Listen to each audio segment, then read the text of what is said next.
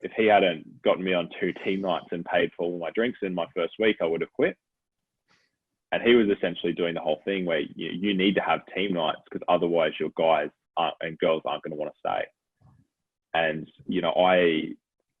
I looked at that and said, if you have a business model where you literally have to pay for people's drinks and use, social manipulation to get them to stay, then you really have a pretty crappy business model.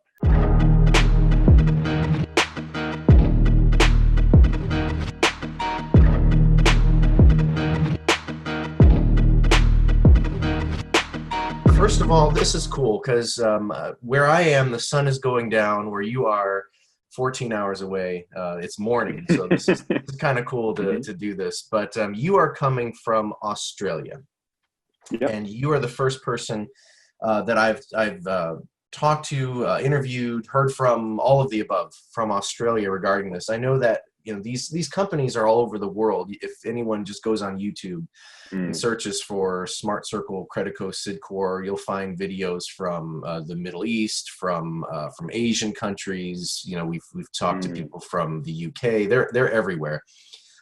So when you messaged us, you said you were working for a company called Tailored Sales Group in Brisbane. Yep. And what you were doing is you were another one of these people that was collecting for charities. So you said in your message that you sold monthly donations for 3 different charities and once off raffle tickets over the phone for 2 different charities. So first, can you share with us some of the charities that you collected for? I prefer not to name the names, because I know that in our agreement with my company, I'm not allowed to name the names of clients, but let's just say that, of these charities, probably about half of them are very well-known charities in Australia, like charities that if you asked 10 people on the street if they knew which charities they were, probably that 90% would say yes. Okay. So, they're very big charities, and they're charities that, everybody really knows over here, and it's a very well-developed, I guess, industry of doing this. Yeah, and obviously, I don't think there's really any way for you to know this beyond a shadow of a doubt, but do you feel like a lot of the money that you collected went to these charities? I can give you pretty much exact figures on that. So in terms of what they expected from a donor, usually they'd expect that the person would give for about 3 to 4 years. On average, I knew for a fact, based on conversations I had with my owner and a couple of other people, generally about the first year would actually go to our organization. And then out of that, about 8 months of that donation would usually go to our company, Tailored Sales Group. So, that would basically be about $300 for every single sale that we did, based on the average value of that sale, would be in a once-off payment to us. Now, I do know for a fact that a lot of the, let's just say, less scrupulous members of our sales team would essentially, they'd sign up people that, pardon me, they knew wouldn't pay for like at least a year or 2 years. So they would sign up people that, essentially we knew were actually going to lose money for the charity. I mean, I personally never did this myself, because I just consider it, you really should not do that. That's just a big no-no. But I know at least half of the people in my company probably signed up people they knew weren't actually going to go for that full term and were actually going to lose the charity's money. Now, when you reached out to us initially, you were still working in this circle, Tailored Sales Group. And you said in your message that really the payment was decent, that you unlike a lot of the people that we've talked to in these interviews, that you were actually making pretty good money. Livable money, like you weren't really struggling to pay. From the tone of your message, it didn't seem like that. But what really got to you, according to you, was the lack of professionalism and the amount to which your owner was willing to turn a blind eye in order to keep people on. You talked a little bit about one guy stealing another guy's car, sexual harassment, and then other stories. So what were some of those things that, I mean, if the money was okay, these things obviously still bothered you. So what really stuck out to you in that regard? Probably the biggest thing that really got to me was the level to which the owner was willing to turn a blind eye to really, really, really pathetic behavior by a lot of people. Like he'd always say that he was this great guy who wanted to give people that were down on their luck opportunity, which is, a really admirable trait. But at the end of the day, I remember on a road trip we did, it would have been November last year. We were out in this shopping centre that, mind you, we hadn't actually booked. We were just assuming the site, like showing up there basically, and just acting like we were meant to be there. And essentially, in this particular site, we worked it on different days. So myself and another guy would work it then, and this particular guy, as well as another guy, would work it another day. And so they worked it on the Monday. I worked it on the Tuesday with this other guy, I think it was. And there were a couple of retailers in that shopping centre that all came up to us and said exactly the same thing, that one of the other guys had the day before had literally, he'd been trying to stop certain women that were going through the shopping centre, and they say, no, I'm not interested. I want to go to the toilet. And then he just laughs and jokes, how about I go with you? So that was, it's absolutely disgusting. Like, and that's one of the things that really stuck out to me. That, and this same guy also stole another guy's car that was working for our company. Like he literally stole the car and went off over the weekend and didn't tell anybody. But the guy who had his car stolen, his uncle was quite senior in the Queensland police force, which is the state police force here, and he checked that and he hadn't actually been locked up at all. There was no arrest record or anything like that. So it was just a complete lie. And, these are only two of the stories from this particular person, but I could go into countless more. I mean, like he was almost banned from selling for a particular charity he was banned for selling for a particular charity because of some of the stuff that he'd done publicly whilst he was representing that charity as well. So, he really had a track record of keeping these people on that, were bad for the charities, were bad for his PR, were just generally horrible and unprofessional people just because they made him money, which, at the end of the day, it was just all about the money and who was bringing in cash. Like on what you mentioned about me being, stable and happy with the income that I was getting, at the end of the day, like because I was always good at performing. I'd always ring the bell, all of that kind of stuff. But, and this was me included, if you didn't perform for, 2 to 3 days, if you rolled donuts and did 0 sales, you wouldn't get rostered on the next day or the day after. And this was particularly common for new reps that would come in. And I think I mentioned at the end as well that I'd be training these people and I'd be doing absolutely everything I can to try and, help them get sales. But if they didn't get sales for 2 or 3 days in a row, then they would just get rostered off. And it would be my fault as well for not getting them sales. And they get rostered off. And by the time you're rostered off and, you're not getting paid, you're stressed about money, so you can't really sell. If you do get another chance the next week to come back and do sales, then you're not going to be in the frame of mind to actually do that and get back into the kind of inner circle of the company that's succeeding. So, the turnover rate for new reps was, in their first month, like based on what I've seen, is at least 90%.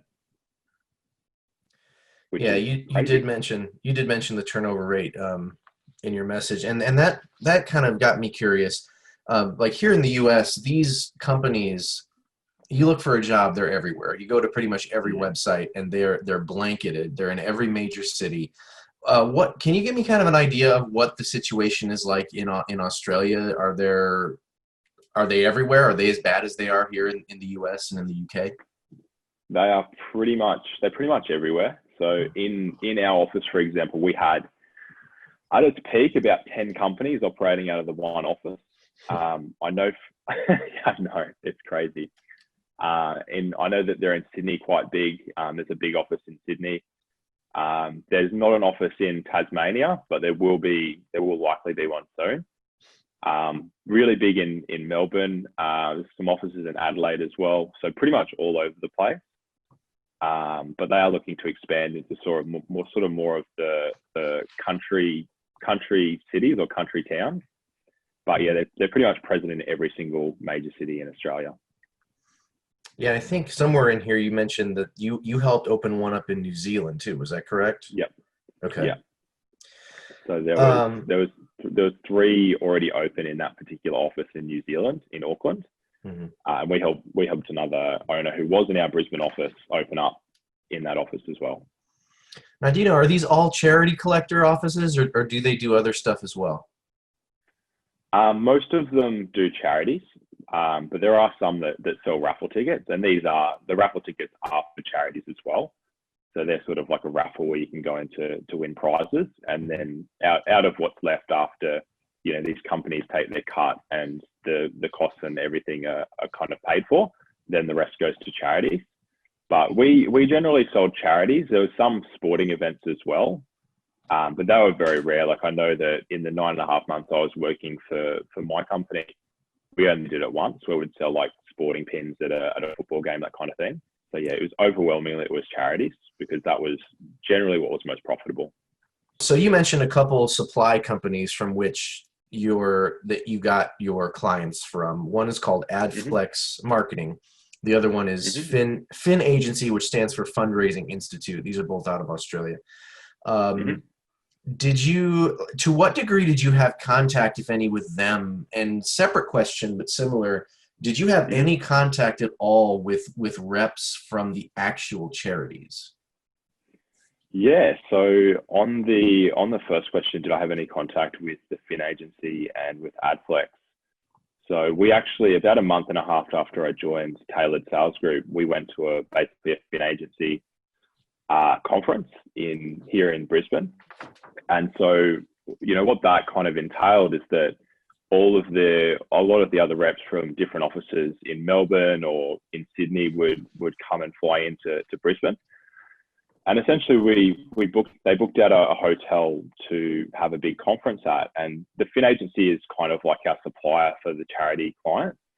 But that was kind of just because, you know, how these companies all pretend to be individually incorporated marketing companies. And so we had that as well, obviously, with Tailored Sales Group and the others. But, you know, the supply company is kind of the company that pretends to be an intermediary between our clients and us, the charities. But in reality, I believe it's just another company that, you know, like an Appco or for you guys, it's Smart Circle or Sidco or whatever, that kind of pretends to be a separate entity in order to mask itself from legal repercussion, in terms of, you know, them not getting sued.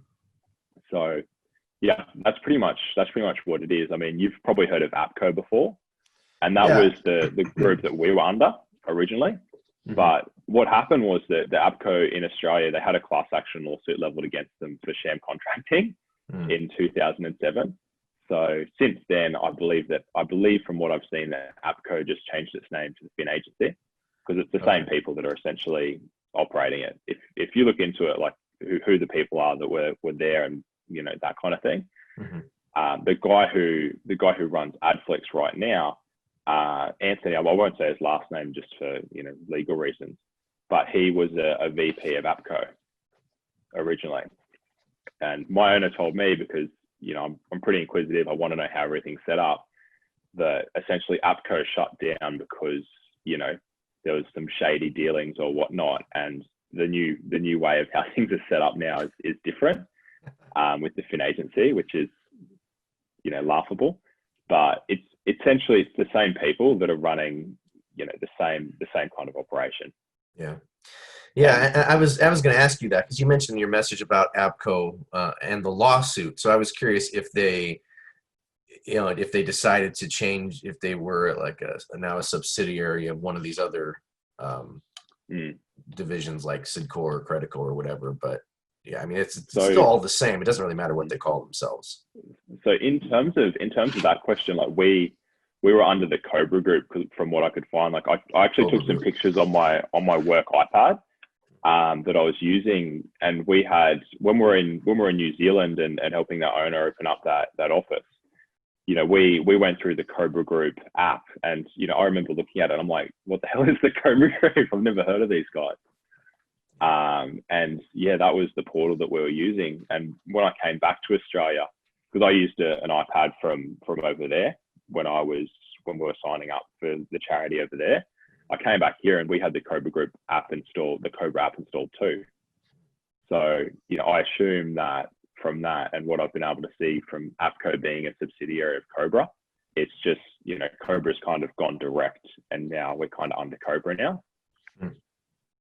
Yeah, it's for anyone who watches these videos, to name all of the companies all the names of these companies, you would need to take a breath in between them because there are so many of them. So I've pretty much just narrowed it down to Smart Circle, Sidcorp, Credico. But yeah, there's Appco, there's Cobra Group, there's of course the parent company of all of these is DS Max from years ago.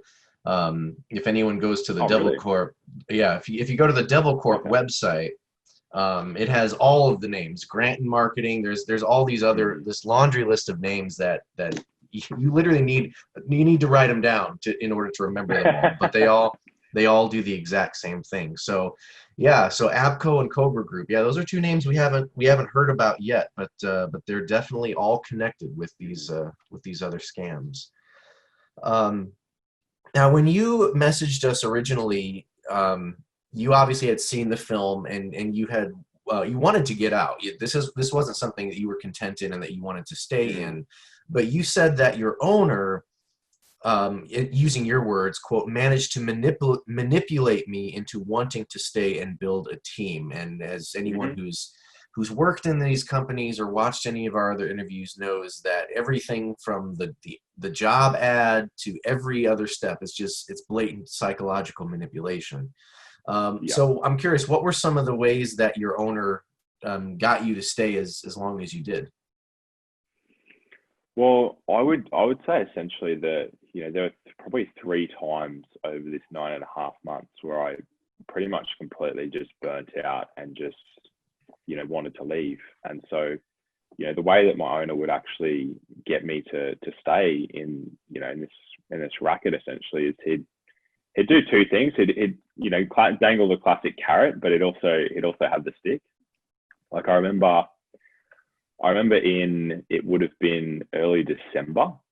I'd been on, by that time, I think I'd been on 4 weeks of road trip in a row. So when we're on road trip, you know, you literally work 6 days a week. And, you know, I was usually running the road trip or I was either co-running the road trip. So, you know, you'd do, you know, up to 10 hours, you know, 11 hours in the field. And then you'd come home, you'd do setups the next day and everything like that. So I was completely exhausted after that period. And I remember that it was on a Thursday, my owner was running a trip to the Gold Coast where we were, you know, doing sales, all that kind of usual stuff. And I could not bring myself to sell anymore. Like I just could not actually start working that day. And so I called my owner. I said, you know, I just can't do it. Like I'm done. And I just asked her, like, I still wanted to stay in it at that point. And I said, you know, can I just take, you know, the rest of the week off and go to the road trip next week where we're flying up to Townsville? And I remember he said to me that, you know, you either go out tomorrow and ring the bell, or I'm not going to give you any work for 2 weeks. You know, I took the rest of that day off. I remember just lying in my bed that night, just completely devoid of any energy whatsoever. And yeah, I went out and I got 3 sales the next day. I did more than the bell, and I got on that trip. But you know, that day was the day that I decided that I just wanted to leave. And I think I found your documentary about a week after that. And so, you know, he did that, and then that was the stick, and then the carrot was, you know, I'm so proud of you. You managed to push through, you know, all of that. You know, you kept you got your positive attitude back. That's one of the usual cliches, right? Yeah. And yeah, like, you know, he'd do that, and then he'd break it down for me. You know, if you recruit this many people, if you recruit, you know, 2 people, and you as a team, you do 30 sales 2 weeks in a row, which was the criteria for sales trainer, which is like team leader. Mm-hmm. You know, you'll get a 10% profit share based on the sales. So that's where the kind of, I guess, the, you know, multi-level marketing side of thing comes into it, where, you know, if you're a sales trainer, you get 10 to 30% profit share of what your team does as total. So he'd kind of dangle that in front of me, the money side, because, he knew I wanted to be financially free. And that was something that I discussed with him. And, he really got to know me in that first month, like worked with me and everything. Like he would use the things that he learned about me and about what motivates me to really keep me there, because he knew what buttons to push to, both the carrot and the stick. So he was really a master at manipulating me. Yeah, I think most owners are, because they have to. They want to build that relationship, and that's a common phrase used in the business too with new recruits, is build that relationship. And yeah, part of it is they want people to stay, but also part of it is they want to know what makes you click, like what's important to you. What are your over here they call them the 4 F's. Is it fame? Is it fortune? Is it family? Is it free time? Whichever one of those makes you click and then appeals that to you, right?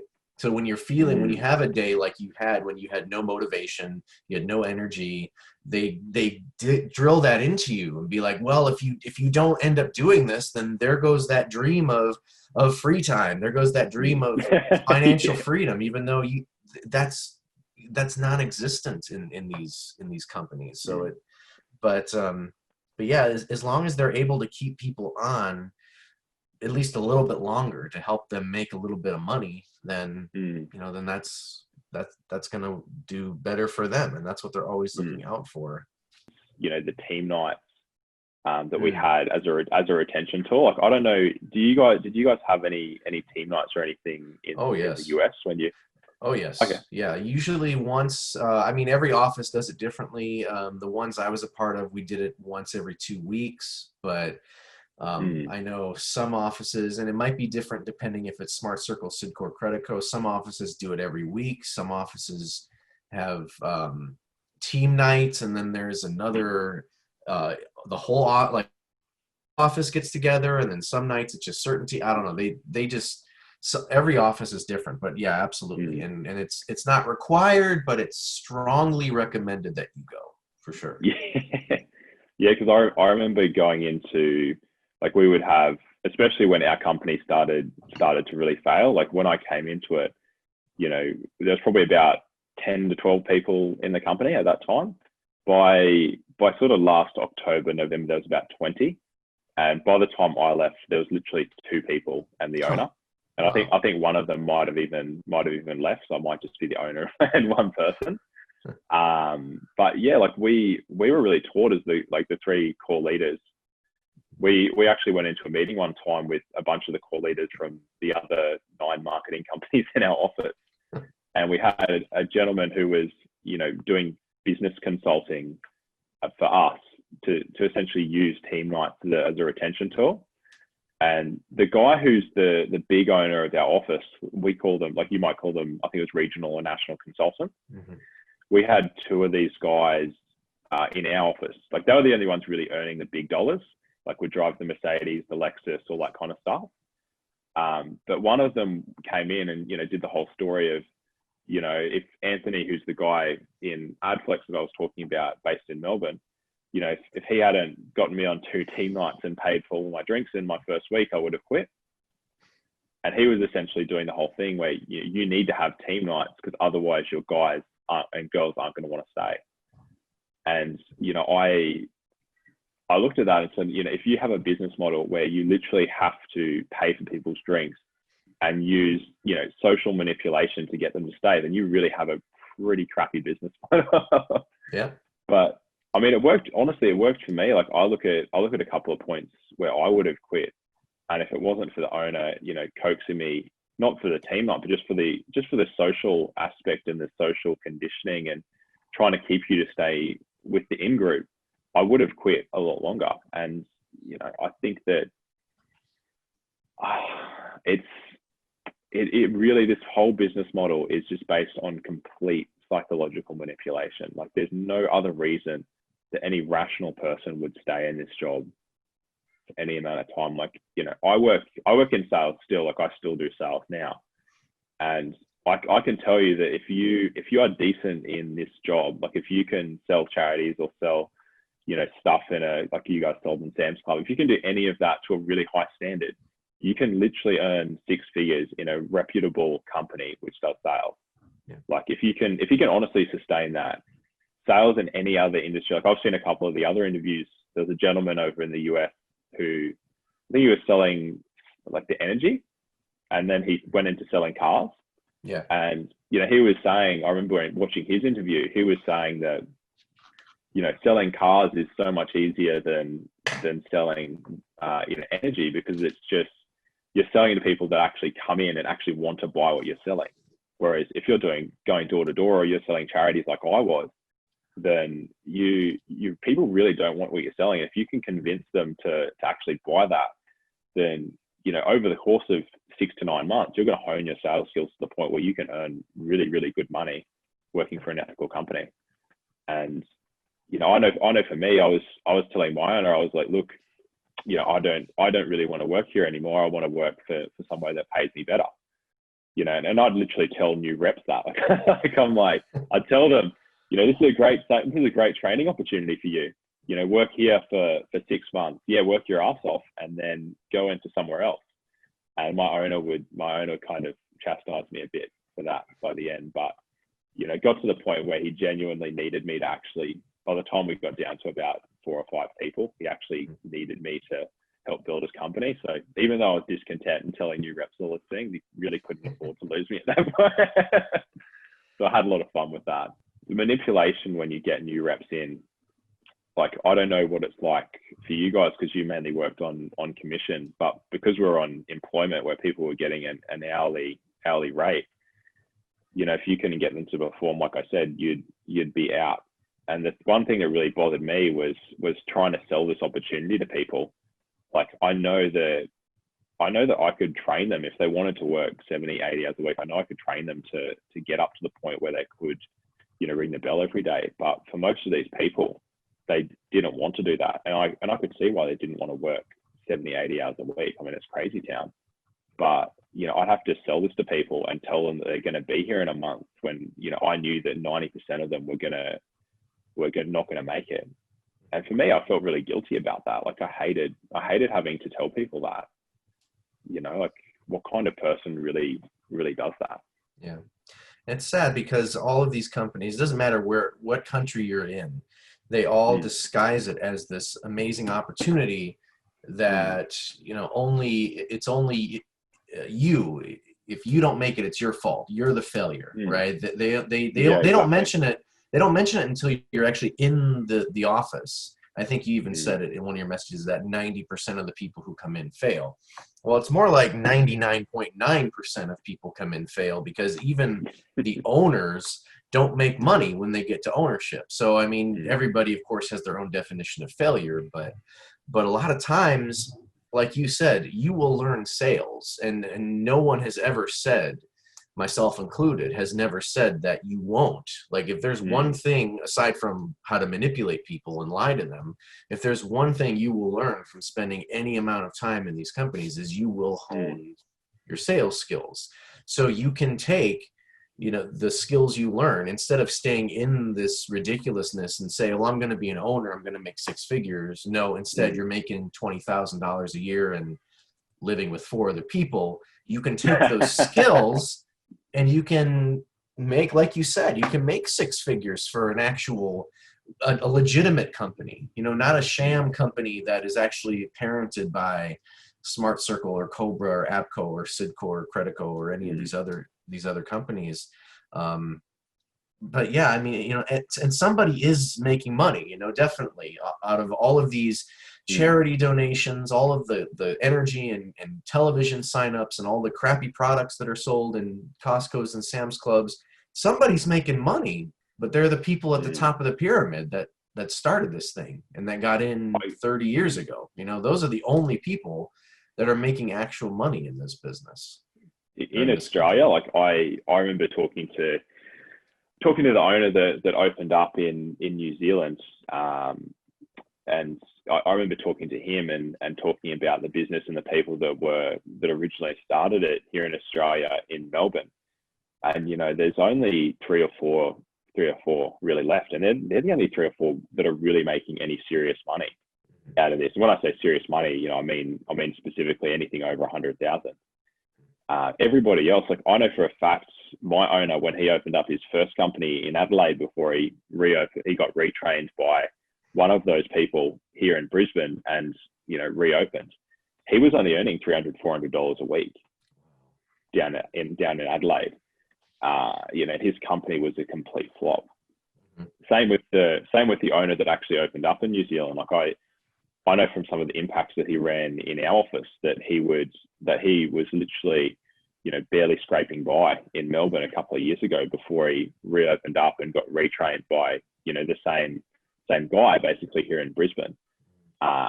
You know, there's two people like that in Brisbane that really make the money. There's one guy in Sydney, and that's pretty much it. And like the Anthony who's in Melbourne, like they're the only ones that really make money. And it's the same thing. Like funnily enough, the company I work for now, which is a digital marketing agency, there's a guy that works here too. He actually works for one of these companies in Adelaide. And we actually really bonded over it when we came here because, you know, like the same thing literally in all those offices. And talking about, you know, there's only one person in his office that was really making any serious money. And, you know, all the hardships and all the manipulation and everything, I used to think it was just one owner was doing it incorrectly, but it's yeah, I know I was very naive. You know, I thought it was just one owner, but it literally, the whole system is created to get you to manipulate people and get you to get people to stick in a little bit longer. And it's not one, if I can tell anybody here in Australia, because it's very well set up and very organized here in Australia, and the PR is generally quite good. But if I can tell anybody anything in Australia, every single one of these companies operates the exact same way. It doesn't matter if your owner looks really good, you know, in the videos that he does on his business page on Instagram. You know, it's because the publicity here isn't as bad as the US in terms of how bad these companies look, but you know, in Australia, it's just as bad. You know, people get treated just as badly. You're going to get taken in and then thrown out probably a couple of months later. So, you know, do not work for one of these companies. It will really ruin you. What can people look for in Australia? Like you said, the press isn't nearly as bad where you are. If someone's looking for a job and knows nothing about Appco, Cobra, or any of this nonsense, what can they look for? How can they protect themselves? Yep. So, you know, avoid any job description on Seek or Indeed that has no experience needed or no experience required, especially if it's in all caps. You know, that should be a red flag where you just run the hell away. That's what most of these companies have. Anything that's entry level sales, be very, very cautious of. Anything that says they just want somebody with a positive attitude and we can teach you everything you need to know. You know, anything that says no cold calling required or that tries to jazz up the position, very similar to the US. And yeah, just go in and do your research on Glassdoor and Indeed and some of these job ads. Anything that says it's a scam or anything like that, obviously run the hell away from it. And, you know, go in and ask your questions in the interview. Like really, really ask hard questions. And if they try and deflect the questions, no reputable organization is gonna, you know, deflect any legitimate questions that you have. So, you know, ask them, how do you make money? You know, do you sell for charities? Ask them how you make money off those charities. And if they try and deflect any of those questions, then you should run straight away. You know, don't go back. And if you have any inkling, like I did during the interview process, that, you know, they're trying to basically, you know, they're trying to avoid any statement of facts, like, you know, how much you're going to make or anything like that, you should really run.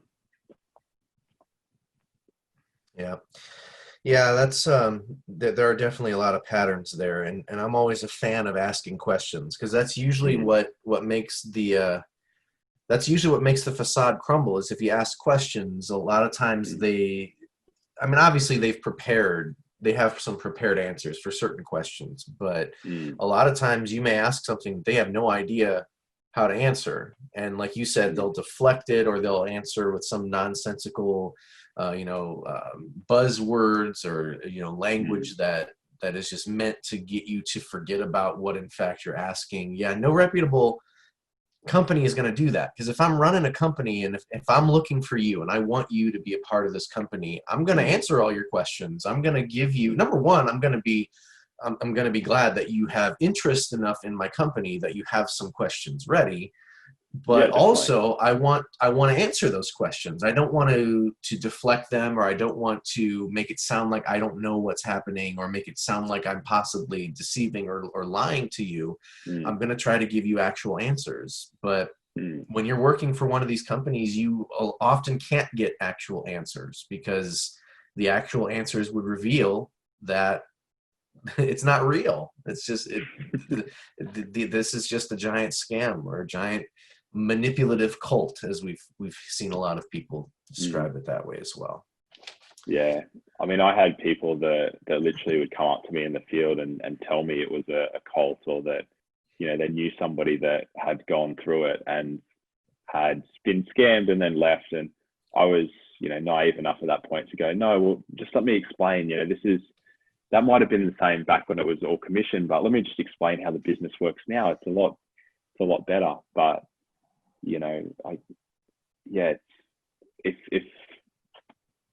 it's really just all the same. If you're in a shopping center and you're selling stuff, or you're going door to door and you're signing up for charities, at the end of the day, you're not gonna make any decent money unless you're either a world-class seller, or you make your own company essentially, and then you open up at least 3 or 4 different companies. Like, until you get to that point, 10 years, 15 years down the track, you're not going to be making any decent money. Like, yeah, I think that anybody that's really out there that's selling stuff door to door, or in the shopping center, if you ask them that and that's actually what you're doing for a job, then don't go in and don't apply for that job. Yeah, like you said earlier, I mean, it's not just one bad owner or bad office. It's everywhere, and there's a reason why I could be talking to someone from Chicago, from Atlanta, Georgia, from Orlando, Florida, from San Diego, California, to England, to now Australia, and we're talking about the exact same things.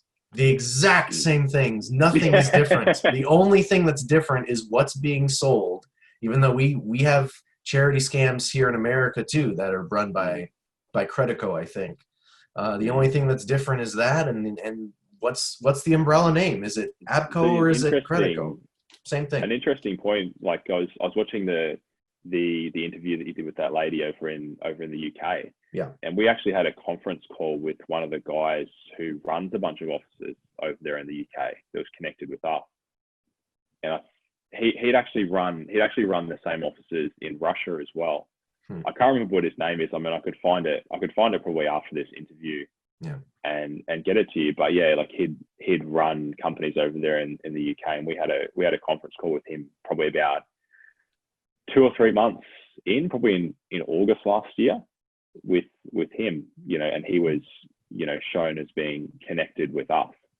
And I remember when we went over to New Zealand to help that owner open, we had Anthony, who runs things in Australia, and we also had a guy called Mick, who's also on the Devil Corp website. These guys both are on that website. We had dinner with both of those guys, and it was all obviously connected. And Mick was talking about all the same stuff over there in New Zealand. Like, he'd been an owner there for 20 years and had been operating and opening up marketing companies there. And so we had offices in New Zealand, we had them in Australia, we had them in the UK. And I was talking to my owner because about some of my interests, because I love Japan personally. I could speak Japanese, and he was saying that he could get me a job in Japan through one of our quote unquote associated companies in Japan. So I know for a fact that whatever our marketing group is, obviously they're all under DS Max at the end of the day, but our direct marketing group operates in Japan as well, and in all these companies, in all these countries, really. Yeah.